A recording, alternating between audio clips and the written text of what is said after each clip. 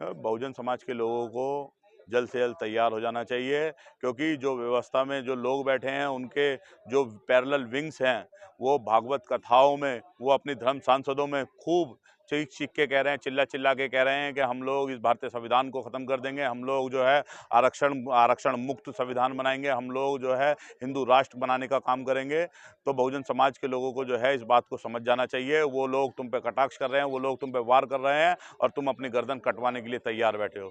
तो मेरा आपके वीडियो के माध्यम से यही कहना है, आखिरी संदेश, बहुजन समाज के लोग तैयार हो जाएं, अपने हुक्मरानों को अपने हुक्मरान बनाएं, अपने संतों गुरुओं महापुरुषों को समझें कि उनके महापुरुषों ने क्या कहा। जैसे बाबा साहब डॉक्टर अम्बेडकर ने कहा, शिक्षित बनो, संगठित बन रहो और संघर्ष करो। समझिए, इसी तरह जैसे महात्मा ज्योतिबा फूले ने कहा कि विद्या बिन मति गई, मति बिन गति गई, गति बिन नीति गई, नीति बिन धन गया, धन के कारण जो है शूद्र बने। तो उन तमाम समस्याओं को, उन तमाम परेशानियों को जो है समझना चाहिए। जैसे संत शिरोमणि गुरु रविदास ने कहा कि ऐसा चाहूँ राज में जहाँ मिले सबन को, यही बात कहे गुरु रविदास रहे पसंद।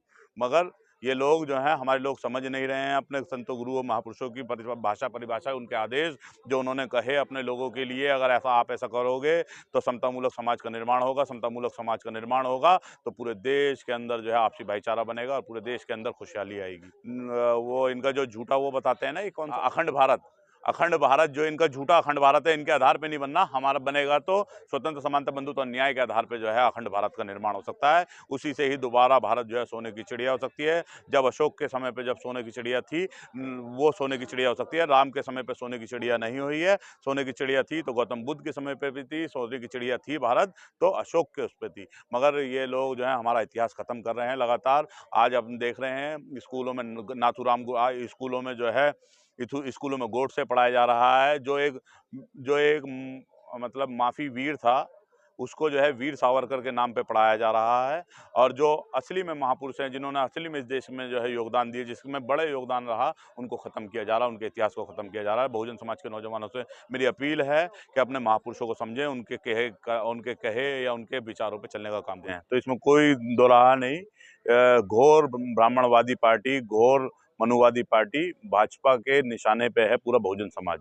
एक बड़ा वर्ग है, एक बड़ी आबादी है जो एक टाइम की रोटी भी मुहैया कराने में बड़ी परेशानी रखता है। तो ये कहाँ से जो है एक 20,000 रुपये का इस सोशल मीडिया या मामला जो है वो कहाँ से मैनेज करेगा, कहाँ से इस तरीके का फ़ोन लेगा। एक बड़ा वर्ग है जो अनबिग है सोशल मीडिया से, जिसको मजदूरी करना, जिसका जो है पूरा दिन मजदूरी करने में और अपने बच्चे परिवार पालने में ही निकल रहा है। वो भाजपा बना रही है विश्व गुरु, जो है गौमूत्र पिला के, गोबर खिला के जो है विश्व गुरु बनाने की ओर है।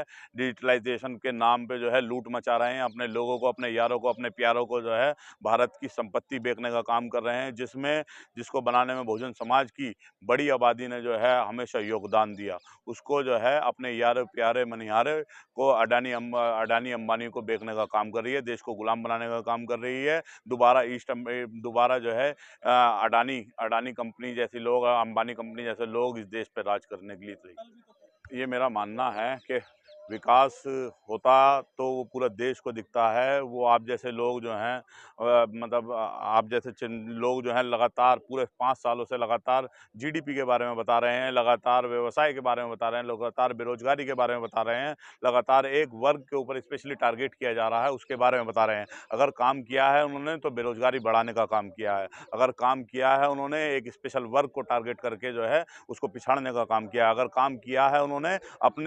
अपने ही लोगों से जो है बलात्कार, हाथरस जैसी घटनाएं पुछवाने का काम किया है। अगर काम किया है उन्होंने तो इस देश के अंदर क्राइम रेट बढ़ाने का काम किया है। सरकार हो गई या मीडिया हो गई, मीडिया देखिए एक बार भी जो है तेल जो है 200 सरसों का तेल 200 रुपये जा रहा है।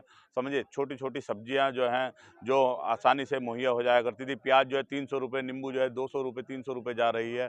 तेल पेट्रोल जो मेन जो है महंगाई की जड़ है, डीजल और पेट्रोल, वो 100 के पार जाने को तैयार हो 100 के पार जा चुका है। समझिए, सीएनजी जो 37 रुपये 34 रुपये मिला करती थी, वो सीएनजी जो है 73-74 रुपये मिल रही है।